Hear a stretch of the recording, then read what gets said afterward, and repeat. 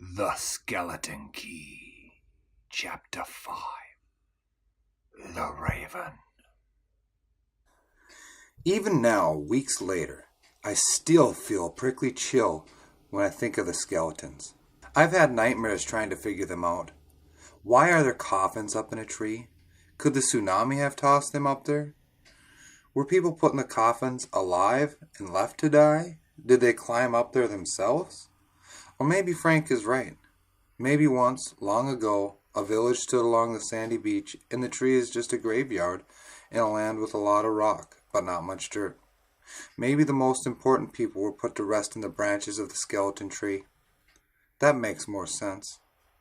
But I can't get it out of my mind that the skeletons come down in the night.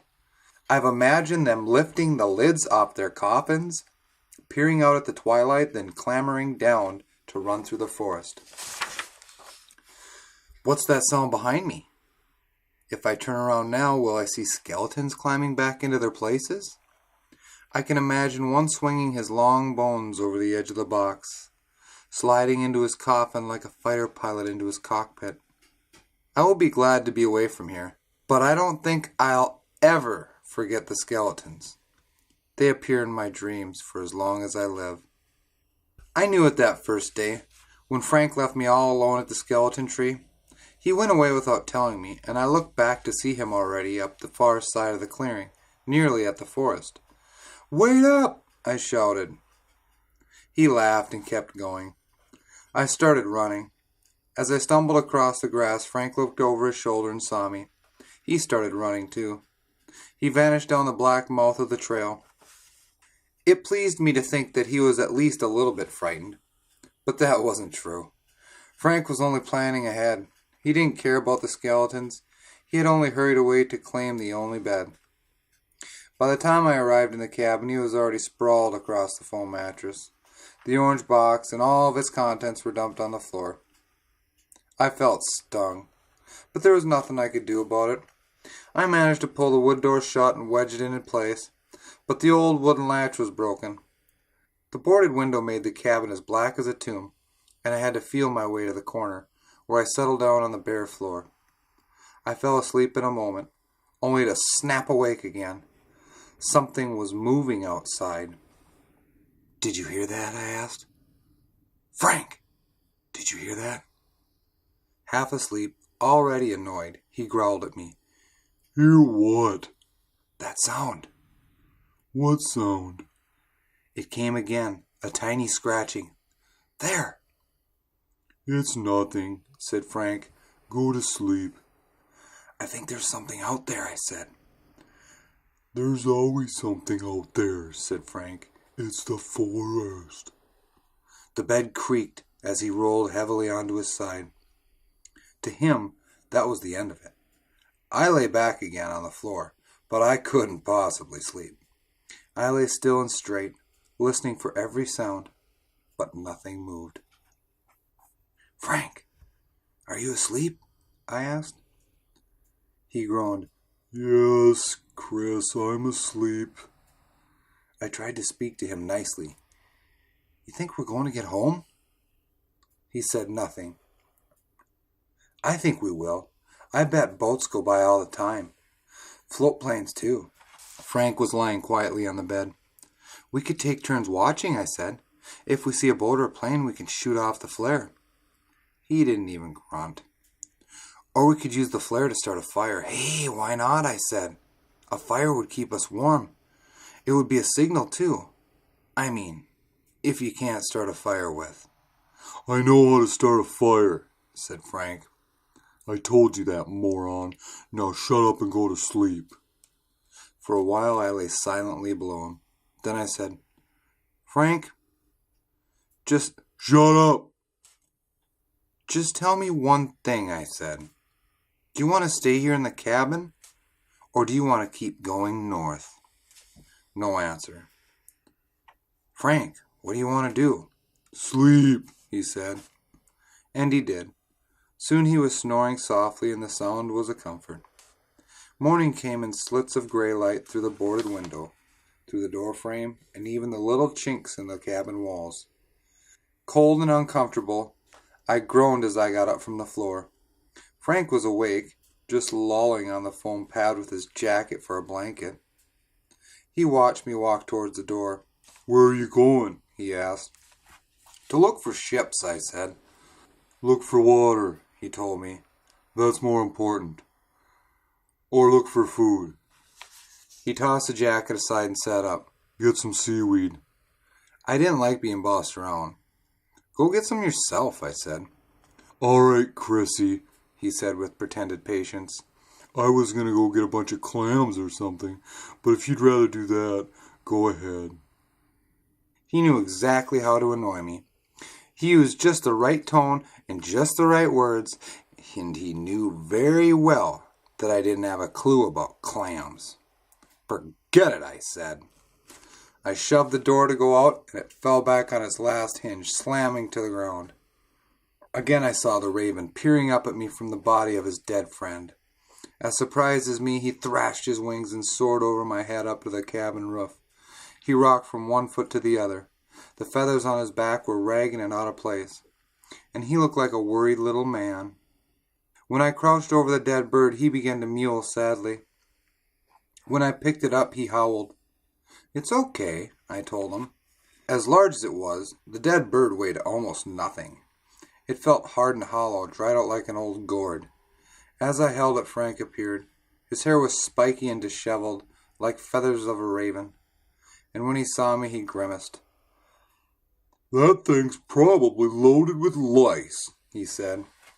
I dropped it. Frank stepped forward and kicked it into the bushes. On the rooftop, the raven screamed.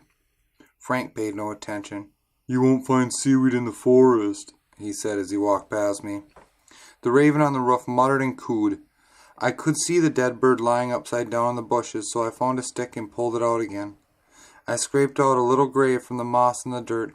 The raven's cries grew louder. He swung his head and slashed his beak across the plastic. He moaned. I remember standing over my father's grave at the huge cemetery on a hillside, hearing my mother cry beside me. The way I'd felt then, that was the sound the raven was making. I placed the dead bird gently in its shallow hole, and was about to cover it when I thought of the skeleton tree. "Who wants to be eaten by worms?" Frank had asked. "Not a raven, that's for sure." I lifted the bird out of the ground and carried it down to the point. From the roof the raven rose to follow me, and when I reached the clearing he was already perched on top of the skeleton tree. For him it was just a place to look across the sea and land. The skeletons meant nothing to the raven. For him there was no fear of death or old bones. It was a day with no wind, a day that felt like the end of summer. Small high clouds dotted a sky of watery blue, and the ancient coffins looked like little boats floating on a great wide sea.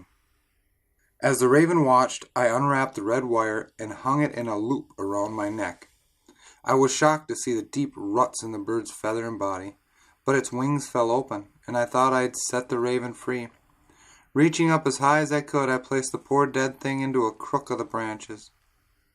I didn't mean to look in the boxes, but the movement of a tattered cloth caught my eye, and I suddenly found myself staring right up through the rotten floor of a coffin, at the same skeleton that had looked down at me the night before. I saw shreds of moss clinging to a skull that had turned up toward the sky again. The wind had moved it, I told myself, but I couldn't remember any wind. I ran to the end of the point. The tide was so high that most of the seaweed was under water, but I found a few pieces of broken kelp cast up among the stones. I tore off the long leaves and took them back to the cabin. I didn't even glance at the skeleton tree. Frank came in right after me, carrying an old bucket that he plunked down in the middle of the floor. He chose 2 sticks from the scattered firewood and squatted down to start a fire.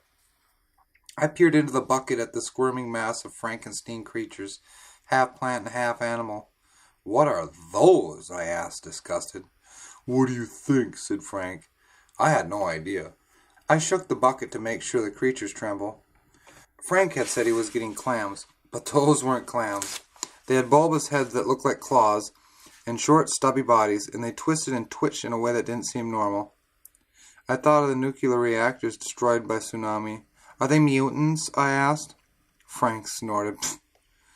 He rubbed the sticks so quickly that his hands moved in a blur. but no smoke or flame appeared. Just as he had last time, he soon lost patience and threw the sticks away. "Forget it," he shouted. "We can eat them raw." "But what are they?" I asked. He almost screamed at me. "Gooseneck barnacles, you moron." Then he came and grabbed the bucket. When he looked inside, his expression almost made me laugh. I thought he was going to vomit. "They stick on to stuff way out to sea," he said. "Mostly they're dead when you find them. I never really ate them before." "What happened to the clams?" I asked. "High tide, moron." I had never gone digging for clams, but even I knew that you couldn't do it if the beach was underwater. I watched Frank pull up one of the barnacles from his bucket. He held its claw, pinched in his fingers as it writhed like a maggot. It had brown skin as wrinkled as an elephant's trunk. With a little tearing sound, Frank peeled that away. The flesh underneath was yellow. Frank grimaced. Then he shoved the thing into his mouth, bit off the fleshy head, and dropped the claw in the bucket. He wiped his mouth with his hand. "Not bad," he said. I laughed. His face looked sour and disgusted. "No, really," he said. Then both of us laughed, and the yellow goo of the barnacle bubbled up in his mouth. It was gross and disgusting, but the first nice moment we ever had together. He ate a second barnacle, and then a third before I tried one myself. It was salty and rich, and I hated the idea that it was still alive. The feel of it sliding down my throat nearly made me gag, but the taste wasn't all that bad. Frank watched as I swallowed. "Well?" he asked. "It's not the worst thing I ever ate," I said. "Once when I was a kid, I ate dog droppings." Frank laughed. "I ate glass." "Really? What happened?" I said. "I don't remember exactly," said Frank, "but it was scary. My mom freaked out and called 911. They came and fed me cotton wool." "Why?" I asked. "To pad the glass, I guess." Frank shrugged. "It made me cry. I remember that." It was strange to think of Frank crying. He started telling me more, then suddenly stopped, as though he'd said too much already. But we kept eating the barnacles. We finished the whole bucket, laughing together as we did silly things. I arranged 4 in my hand as though they were fingers. Frank dangled 2 from his head like alien tentacles. In that little cabin, in that lonely land, we were happy. "Hey, Frank," I said. "Yeah?" He looked up, smiling. "Why did Uncle Jack take you sailing?" It was as though a door suddenly closed between us. I could almost hear it slamming shut. The smile vanished from Frank's face. A half-finished barnacle drooped from his fingers. "I don't want to talk about that," he said. His voice was cold, so cold that it scared me. "I'm glad he's dead, and that's all." Frank stood up. He dropped the barnacle into the bucket and went out into the forest. With nothing else to do, I cleaned up the cabin. I folded the plastic sheets and I pushed them under the bed. I set up the table. I sorted the firewood, placed the stones in a circle again. When Frank came back, I was down on my hands and knees with the red wire still around my neck, trying to find the pieces from the radio. He stepped right over me and threw himself down on the bed. The silence felt awful. I didn't want to be the first to speak, but I imagined both being so stubborn that we never talked again. A picture came to my mind of the 2 of us, ancient and bearded, just sitting and staring at each other. It made me laugh. "What's so funny?" said Frank. "Oh, nothing," I said. "Then why did you laugh, moron? You laughing at me?" "No," I said. It seemed strange that he cared about that. I didn't think people like Frank even imagined that people might be laughing at them. I couldn't find the knob for the radio, so I took the paperback book, Catill and the Raven Hunter, and sat on the chair to read it. The pages were yellow, all bent and smudged. The book must have been read 100 times. It opened up right at the beginning, as though the cabin guy had trained it. I started reading, but right away Frank interrupted. "What are you doing?" he asked. "What does it look like?" I said. "I'm reading a book." "Can't you do something useful?" I had heard the same words 1,000 times from my father. Just as he might have done, Frank got up and slapped the book from my hands. "Come on," he said.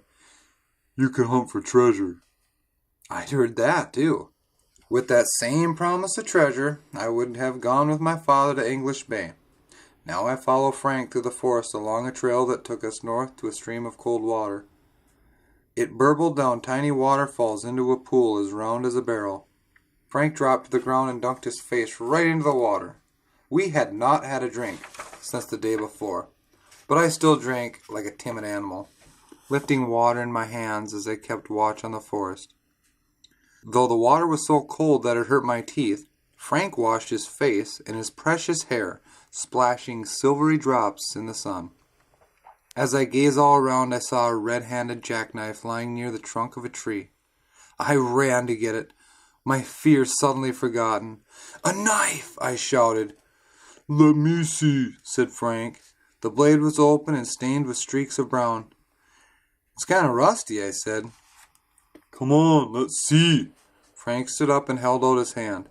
I knew that if I didn't give him the knife right then, he'd be wrestling him for it a moment later, so I passed it over to save time and pain.